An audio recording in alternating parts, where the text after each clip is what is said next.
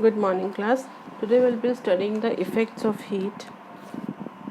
So, uh, you know that whenever a substance is heated, what happens?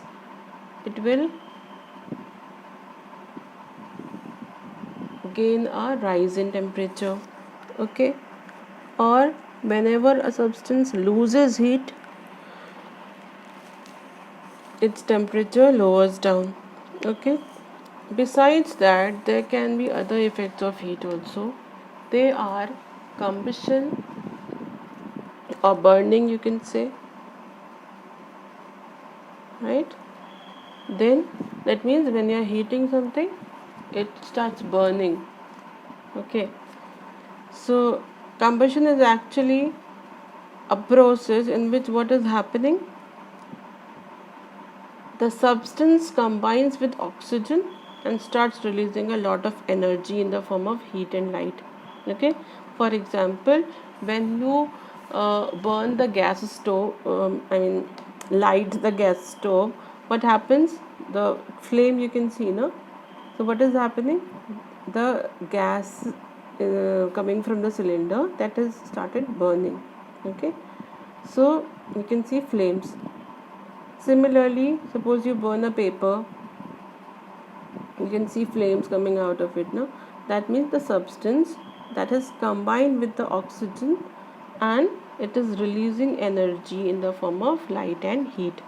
Similarly, you can see the flame of candle. These are the examples of combustion or burning. Okay, now the temperature at which the burning starts, that temperature is known as the ignition temperature. Okay, the temperature at which these things burn, that is called the ignition temperature. So for different materials we can have different ignition temperature. You can see here they have shown you the gas stove and the flame of a candle.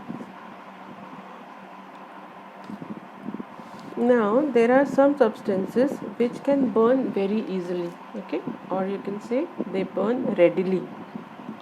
These substances are like petrol, coal, wood, paper, kerosene, cooking gas. These type of substances are known as flammable or inflammable.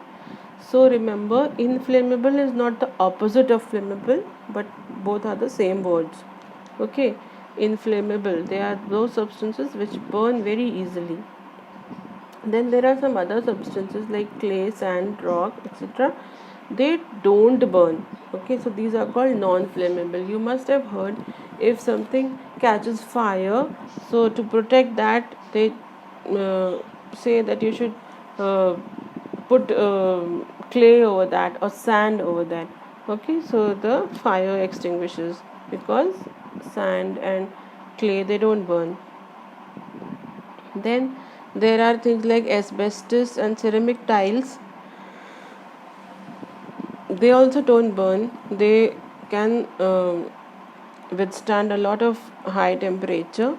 So these are used for thermal insulation. Thermal insulation means the places where we used to protect that place from excessive heat or burning. There we use these kind of substances. Then the emission of intense heat and light during the process of combustion is called fire. Okay, the process when the combustion was taking place, this flame and light was coming, the heat was coming out and light was coming out, that is called fire.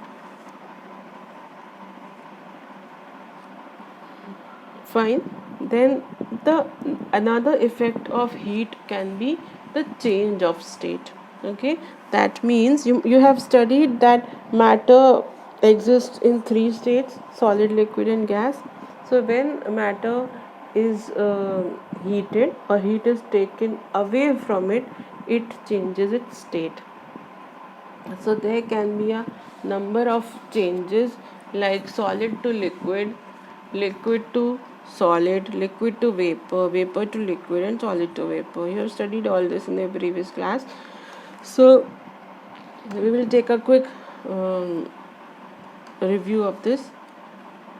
When a substance is heated, it changes to solid to liquid. It may change to solid to liquid, so there can be various changes. Okay, some substances change from solid to liquid. So this process, what is it called? It is called melting. Okay, like you heat the ice cubes, it will convert into water.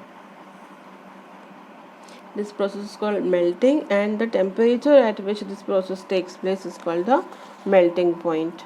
Okay, and every substance has its own melting point. Okay, you know that water or ice melts at 0 degrees Celsius, but another substance may melt at some other temperature. Okay.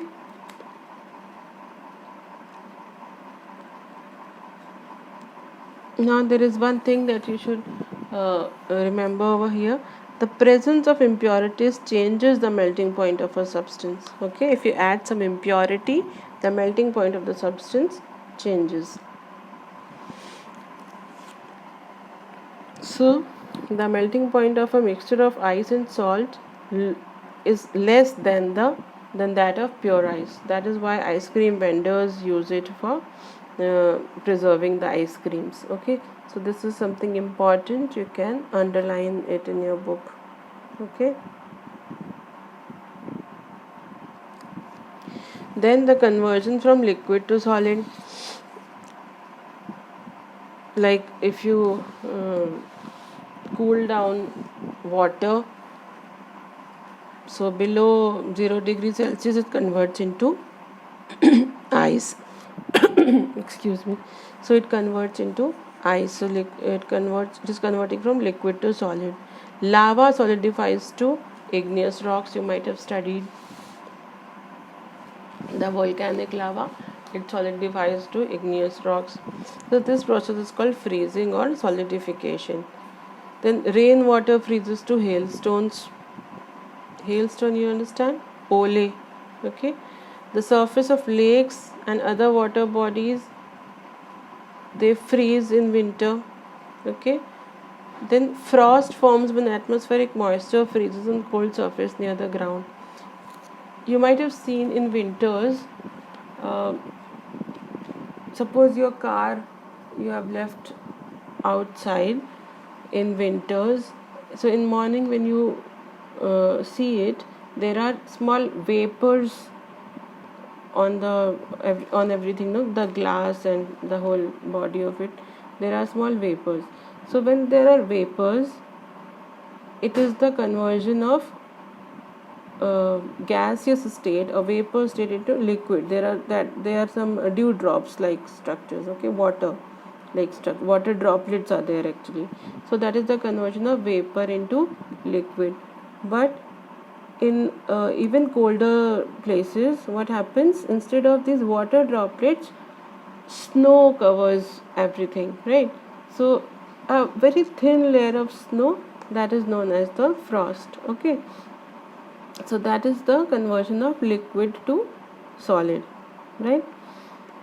Then igneous rock we have already studied. The particular temperature at which this conversion from liquid to solid takes place, that is called freezing point, right?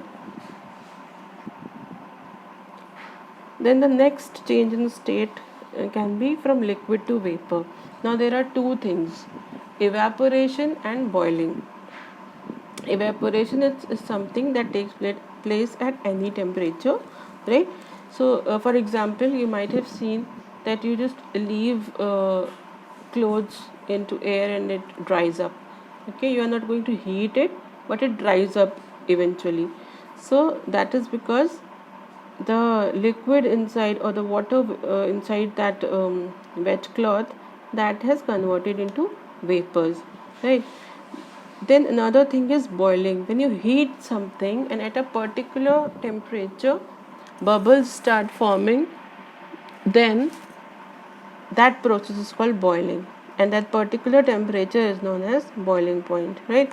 So water boils at 100 degrees Celsius, and the boiling point of different substances may be different, right? You can see here, this is evaporation and this is boiling. In case of boiling, they are heating it, and in case of evaporation it is happening at room temperature. So slowly water molecules are going out from the surface of the body, and here what is happening, bubbles are forming, and slowly it will be converting into vapors.